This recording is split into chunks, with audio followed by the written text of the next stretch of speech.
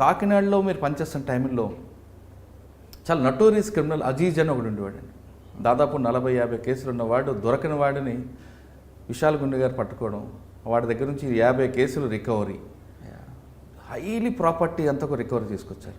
అదే కాకినాడలో బోటు మునిగిపోవడం కానీ, పిల్లలు అదృశ్యం అవ్వడం, చాలా చాలా ఇష్యూస్ జరిగాయి. కాకినాడలో 2 సంవత్సరాలు కంప్లీట్ అయిన తర్వాత మీరు గుంటూరు వచ్చారు. గుంటూరు రూరల్ మధ్యలో ఆక్టోపస్ కూడా చేసినట్లున్నారు. కరెక్ట్. గుంటూరులో వచ్చింది. గుంటూరు అనగానే ఇది ఒక పల్నాడు, ఇక్కడ రకరకాల క్రైమ్ కనిపిస్తుంది. నక్సల్స్ మూమెంట్, ఫ్యాక్షన్ కనిపిస్తుంది, అన్ని రకాలు ఉంటాయి. ఈ డిఫరెంట్ క్రైమ్ని ఏ విధంగా తీసుకొచ్చారు? ఇక్కడ కూడా మీ మార్క్స్ కనిపించుకొచ్చాయి. అంటే పోలీస్ ఐపీఎస్ ఆఫీసర్ అనగానే హెడ్ క్వార్టర్లో కూర్చోవడం, కింద సబార్డిన పనిచేయడం అనే ఒక ట్రెండ్ని, సెక్టార్ని మీరు పూర్తిగా మార్చి డైరెక్ట్గా ప్రజల దగ్గర వెళ్ళడం. అంటే దీనివల్ల ఒక ప్లస్ కనిపిస్తుంది, ఒక మైనస్ కనిపిస్తుంది. ప్లస్ పబ్లిక్కి డైరెక్ట్గా ఐపీఎస్ ఆఫీసర్కి వెళ్ళాం అనే ఒక మెసేజ్ వస్తుంది. అంటే పోలీస్ వన్న ఐపీఎస్ ఆఫీసర్ మా కోసమే ఉన్నాడు అనేది ఒక మెసేజ్ పోతుంది. కానీ మీ సిబ్బంది మాత్రం మా పని కూడా ఎస్పీ గారు చేయడం వల్ల మాకు పని లేకుండా పోతుంది, వాళ్ళు బాధపడుతుంటారు. ఇవన్నీ ఏ విధంగా మేనేజ్ చేసుకొస్తున్నారు? వాటితో పాటు కరప్షన్ ఎలిగేషన్ వచ్చినప్పుడు మీరు ఎలా ఫీల్ అవుతుంటారు? జనరల్గా ఇంత పని చేస్తున్నప్పుడు పబ్లిక్ కోసం రెగ్యులర్గా కరప్షన్ అనగానే కొంచెం మనసు బాధ అనిపిస్తుంటుంది. ఆ ఎలిగేషన్ చూడడం మీరు ఎంత మానసిక శోభకు గురయ్యేవారు? ఈ ప్రశ్న సమాధానం చెప్పే ముందు విశాల్ గుండె గారి కుటుంబ నేపథ్యం, ఐపీఎస్ అవ్వాలని మీ కళలు ఏ విధంగా సాకారం చేసుకున్నారు? బేసిక్లీ అండి, వాట్ ఐ ఫీల్ ఇస్ ప్రతి ఒక్క పోస్టింగ్లో ఛాలెంజెస్ ఉంటాయి. అవును. సో మీరు నర్సీపట్నం అన్నారు. సో నర్సీపట్నం నుంచి నర్సీపట్నం కన్నా ముందు ఒకసారి మీ ఫ్యామిలీ బ్యాక్గ్రౌండ్. యా అండి. So basically my father he retired as an joint director with the government of Karnataka. So my grandfather also was in the freedom movement, so he was in the Quit India movement. Right. He was also a public representative for 20 years, my grandfather garu. Right. So my mother is a housewife, then I have a wife who works with the government of India again, and then I have 2 kids. So I have a younger brother who is into business. So it's a small family. At the same time, ee oka family బాధ్యతలతో you need to keep in mind the fact that every posting brings with it challenges. ప్రతి ఒక్క పోస్టింగ్లో చాలా చాలా challenges ఎదుర్కొంటుంటాము. Narsipatnam నుంచి start చేస్తే మీరు చాలా వెనక్కి వెళ్ళిపోయారు. సివిల్స్ రాకముందు ఏం చేశారు? సివిల్స్ రాయాలని ఆలోచన ఎందుకు వచ్చింది? దానికోసం ఎంత కష్టపడ్డారు? అంటే నేను ఎడ్యుకేషన్ మొత్తం బెంగళూరు అండి. So I studied history, economics and political science in Bengaluru, Saint Joseph's కాలేజ్లో. దాని తర్వాత ఢిల్లీకి వెళ్ళాను. ఢిల్లీ స్కూల్ ఆఫ్ ఎకనామిక్స్లో మాస్టర్స్ చేసిన వెంటనే స్టేట్ ట్రేడింగ్ కార్పొరేషన్ అని ఒక కంపెనీ ఉంది, గవర్నమెంట్ ఆఫ్ ఇండియా వాళ్ళు. సో అక్కడ క్యాంపస్ రిక్రూట్మెంట్ జరిగింది.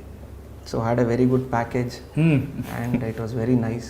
బట్ అదే సివిల్స్లో రాయాలి, ఏదో ఒక మార్పులు తీసుకురావాలని ఒక ఉద్దేశంతో I tried civil services and I got in. అక్కడ ఎస్టీసీలో స్టేట్ ట్రేడింగ్ కార్పొరేషన్లో before I could enter I joined civil services and entered Indian police service. Right sir. అంటే సివిల్స్లో మీరు ఏ ఆప్షన్ తీసుకున్నారు? ఎన్ని గంటలు కష్టపడితే మీరు గోల్ రీచ్ అయ్యారు? సివిల్స్లో అప్పుడు we had this 2 option pattern.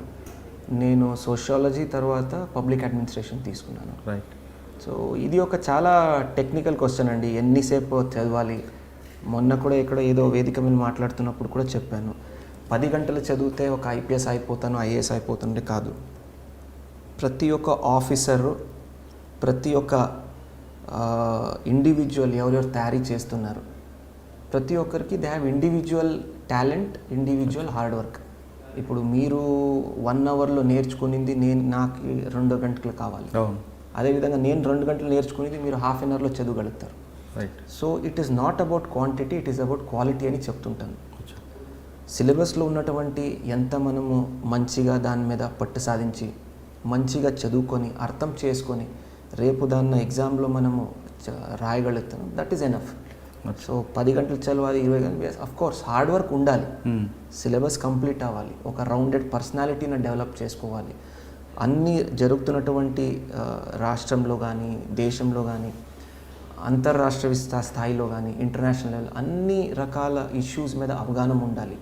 ఇవన్నీ అప్డేట్ చేసుకుంటూ ఇవన్నీ నేర్చుకుంటూ ఎగ్జామ్న సక్సెస్ఫుల్గా రాయడమే is the challenge for civil service aspirants. Sir, మీ ఫ్యామిలీ బ్యాక్గ్రౌండ్ తీసుకుంటే మిడిల్ క్లాస్ నుంచి కొంచెం కనిపిస్తుంది. Mother housewife, father government employee. సాధారణంగా ఏదో ఐపీఎస్ లేదా ఐఏఎస్ అవ్వాలంటే సివిల్స్ అవ్వాలంటే ఏదో మంచి రిచ్ ఫ్యామిలీ రావాలి, కాన్వెంట్ చదువులు ఉండాలి అనేది ఒక అపవాదం ఉందండి. అది కరెక్ట్ అంటారా? లేదు మనకు మీరు ఇందాక చెప్పినట్లుగా మనం గోల్ రీచ్ అవ్వాలనుకుంటే దానికి ఒక ప్యాషన్ ఉంటే ఖచ్చితంగా రీచ్ అవ్వచ్చు.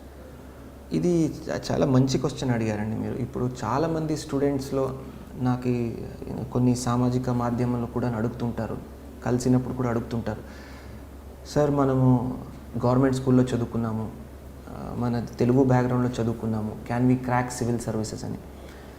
ఎవరెవరు మీ ఈ ప్రోగ్రామ్ను చూస్తున్నారు, ప్రతి ఒక్క ఆస్పిరెంట్స్కి నేను చెప్పినట్టు ఏంటంటే, దయచేసి మీ బ్యాక్గ్రౌండ్ కానీ, మీ ఎకనామిక్ బ్యాక్గ్రౌండ్ కానీ, సోషల్ బ్యాక్గ్రౌండ్ కానీ ఎటువంటి సెలెక్షన్కి కనెక్షన్ లేవు. రైట్.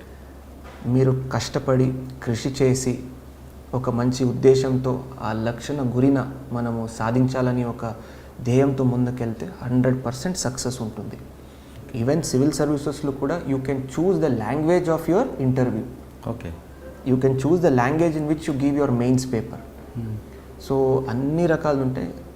ఒక సివిల్ సర్వెంట్ సివిల్ సర్వీసెస్కి వెళ్ళినప్పుడు యూపీఎస్సి 2-3 ఇంపార్టెంట్ ఇష్యూస్ చూస్తుంది. నెంబర్ 1, మీ పర్సనాలిటీ బ్యాలెన్స్డ్గా ఉందా, మీరు జరుగుతున్నటువంటి అన్ని ఇష్యూస్ మీద అవగాహన ఉందా, రేపు మీరు ఐఏఎస్ కానీ ఐపీఎస్ కానీ అయితే will you be able to be a good administration, will you be able to give good administration, మంచి ఒక అడ్మినిస్ట్రేషన్ ఇవ్వగలుగుతారా, మీ పర్సనాలిటీ బ్యాలెన్స్డ్గా ఉందా, రేపు న్యాయం చేయగలుగుతారా, ఏదైనా ఛాలెంజెస్ వస్తే దాన్ని ఎదుర్కొంటారా మీరు, will you be able to resolve them, ఇవన్నీ చూస్తారే తప్ప మీరు సోషల్ బ్యాక్గ్రౌండ్ నుంచి వచ్చారు, ఎక్కడి నుంచి వచ్చారు, ఏదని ఎక్కడ చూడరు.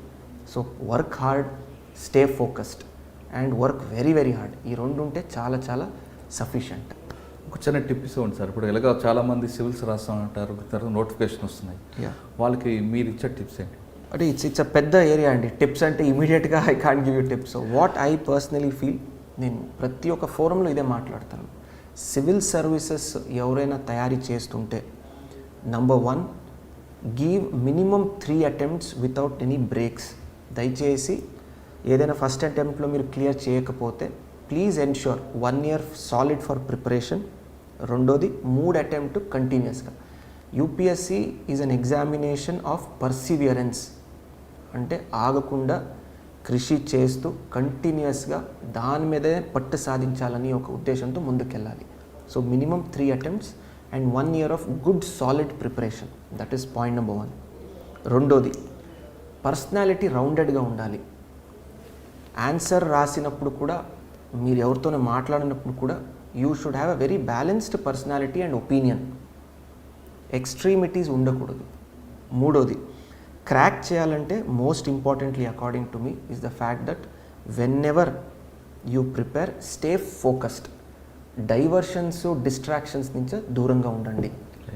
1 year మీ సోషల్ మీడియా కానీ, ఫ్రెండ్స్ కానీ, whatever is your distraction, దాన్ని సైడ్ పెట్టి ఫోకస్డ్గా హార్డ్ వర్క్ చేసి, if you have a good rounded personality, you will be easily able to crack this exam.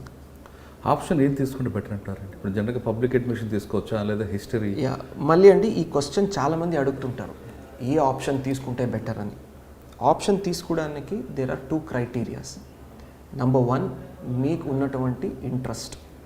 Okay. రెండోది, ఫర్ ఎగ్జాంపుల్ ఇప్పుడు నేను చదువుకున్నది history, economics and political science. I had very good interest in political science, history and economics. So first preference is your interest in the subject. That is most important. రెండోది, scoring అవుతుందా లేదా, మీకు ఆ ఎగ్జామ్ని రాస్తే overall scoring ఎట్లా ఉంటుంది, pattern ఎలా ఉంది, స్కోరింగ్ లాస్ట్ 5 years ఎట్లా అవుతుంది పేపర్, అవన్నీ చూసుకొని తీసుకోవాలి. మూడోది, రేపు సివిల్ సర్వీసెస్ సెలెక్షన్ అయిన తర్వాత ఈ యొక్క సబ్జెక్ట్ మనకి ఎలా ఉపయోగం పడుతుంది, ప్రాక్టికల్గా ఆలోచించాలి. సో ఈ 3 criteria అండి. For example I took public administration. చాలా వరకు సిలబస్ ఒక స్ట్రాటజిక్గా చూస్తే సిలబస్ ప్రిసైజ్గా ఉంటుంది. నేను చదివినటువంటి పొలిటికల్ సైన్స్కి చాలా దగ్గరగా ఉంటుంది అండ్ పొలిటికల్ సైన్స్ నాకు చాలా నచ్చుతుంది కాబట్టి నేను స్కోరింగ్ ఉన్నటువంటి పబ్లిక్ అడ్మినిస్ట్రేషన్లో తీసుకున్నాను. Sociology was my personal interest. చాలా నాకు ఫేవరెట్ ఇది. ఒక అడ్మినిస్ట్రేటర్ రావాలంటే సమాజంలో జరుగుతున్నటువంటి ఇష్యూస్ కానీ దాని ప్రాబ్లమ్స్ని ఎలా రిజాల్వ్ చేయడానికి ఒక మంచి అవగాహన వస్తుంది, ఒక మంచి కాన్సెప్ట్ వస్తుంది, ఒక మంచి how do I put it, you will be able to get a perspective. So that is very important. So that's the reason I chose sociology and public administration. Also the fact that it is scoring. Sir కొంతమంది science related group కాకుండా arts group చదివిన తర్వాత civils prepare అవ్వాలనుకుంటారు, వాళ్ళకి మీరు ఇచ్చే message? And ప్రాక్టికల్గా చెప్పాలంటే అండి, I always tell all the students, always have a backup plan. అవును, dreaming is good, having a very good you know work ethic is good, కానీ ఒక మంచి ప్లాన్ బి అనేది ఉండాలి. ఆర్ట్స్లో వెళ్ళినప్పుడు స్టూడెంట్స్కి they have a very good edge. చాలామంది తక్కువ ఫీల్ అవుతుంటారు ఆర్ట్స్, బట్ ఆర్ట్స్లో మీరు యూపీఎస్సీ సిలబస్ తీస్తే హిస్టరీ కానీ, జాగ్రఫీ కానీ, ఎకనామిక్స్ కానీ, all subjects are already covered in your graduation. So it is a edge అనమాట. So you should be very very happy in fact that you have taken up certain arts related subjects. Okay, so ఆర్ట్స్లో చదువుకున్న తర్వాత civils prepare అయ్యే వాళ్ళు ఎక్కువగా sociology మీద ఎక్కువగా focus చేస్తుంటారు, అది కరెక్ట్ అంటారా? సోషాలజీ నేను కాదు, సోషాలజీ నాకు నచ్చింది, నాకు కొద్దిగా ఉన్నటువంటి ఇష్యూస్ ప్రాబ్లమ్స్కి దగ్గర అనిపించింది, నేర్చుకోవడానికి చాలా స్కోరింగ్ అనిపించింది. సో ఇవన్నీ రకాల డిసిషన్ తీసుకొని నేను సోషల్ తీసుకున్నాను. But I request all the aspirants, you do your research. మీకు ఏది నచ్చుతుంది సబ్జెక్ట్, నేర్చుకోవడానికి ఒక జీల్ ఉంది. సెకండ్, మీ గ్రాడ్యుయేషన్లో ఏం సబ్జెక్ట్ తీసుకున్నారు అది కూడా important. For example, I see lot of science students going for various science subjects. It's very good. Mathematics కానీ, engineering students have seen them taking up electrical engineering etcetera. So they have interest, ఆ subject already గ్రాడ్యుయేషన్లో చదివారు కాబట్టి అవగాహన ఉంది. మూడోది scoring, మంచిగా score అయితే you will be able to crack the exam. So these are the 3 main criterias. తర్వాత సార్ చాలామంది హైదరాబాద్లోనో లేదా ఢిల్లీలోనో చదివితేనే మనం సివిల్స్ సాధించవచ్చు అని ఒక ఉన్నారు. దట్స్ ట్రూ అండి. దయచేసి మరొకసారి ప్రతి ఒక్కరు ఈ ఇంటర్వ్యూ చూసిన వాళ్ళకి నేను చెప్తున్నాను, there is no requirement to go to Delhi or Hyderabad or any top cities to prepare.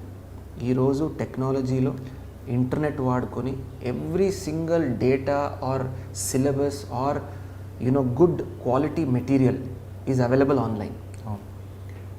ఒక మంచి చిన్న గ్రూప్ పెట్టుకోండి, లైక్ మైండెడ్. మళ్ళీ పెద్దదైతే గ్రూప్ డిస్ట్రాక్షన్స్ ఎక్కువ అవుతాయి. చిన్న మంచి గ్రూప్ పెట్టుకోండి, హార్డ్ వర్కింగ్, మీతోనే తగ్గట్టుగా మీతో పని చేసేవాళ్ళు కానీ, మీతో స్టడీ చేసినట్టు ఫ్రెండ్స్ స్టూడెంట్స్ కానీ, వెరీ స్మాల్ గ్రూప్ పెట్టుకోండి. Use internet properly and constructively. Okay, for example, ఈరోజు ఢిల్లీకి వెళ్ళి తీసుకున్నటువంటి టెస్ట్ సిరీస్ ఈరోజు ఆన్లైన్లో ఇంట్లో కూర్చొని మనం టెస్ట్ సిరీస్ తీసుకోవచ్చు. అలాంటి సౌకర్యాలు ఈరోజు మనకి అవైలబుల్ ఉన్నాయి. Mobile is very good provide use it safely. So మళ్ళీ ఆ టెస్ట్ సిరీస్తో పాటు మళ్ళీ మీరు ఏదో ట్విట్టర్ ఫేస్బుక్ ఓపెన్ చేసుకుని కూర్చుంటే మళ్ళీ దాంట్లో టైం వేస్ట్. సో కరెక్ట్గా అందుకే చెప్పాను, కన్స్ట్రక్టివ్ యూటిలైజేషన్, కన్స్ట్రక్టివ్గా వాడుకోవడానికి. మీరు ఇగ్నైట్ ప్రోగ్రాంలో ఒక దగ్గర మీరు చెప్తున్నారు, రెగ్యులర్గా ఇంగ్లీష్ పేపర్స్, న్యూస్ పేపర్స్ ఎక్కువగా చదివితే సివిల్స్ వాళ్ళకి మంచి యూజ్ అవుతుంది అంటే ఆ మెసేజ్ ఏ విధంగా మనం అర్థం చేసుకోవచ్చు? ఈరోజు చెప్తున్నానండి, 1 good quality newspaper is good enough. చాలామంది స్టూడెంట్స్ని చూశాను, గంటలు పేపర్ చదివేస్తుంటారు. So it is number 1, it is good. మీ నాలెడ్జ్ ఇంప్రూవ్ అవుతుంది, ఇంగ్లీష్ మీద ఉన్నటువంటి పట్టు ఇంప్రూవ్ అవుతుంది, అన్నీ ఇట్స్ మంచిదని.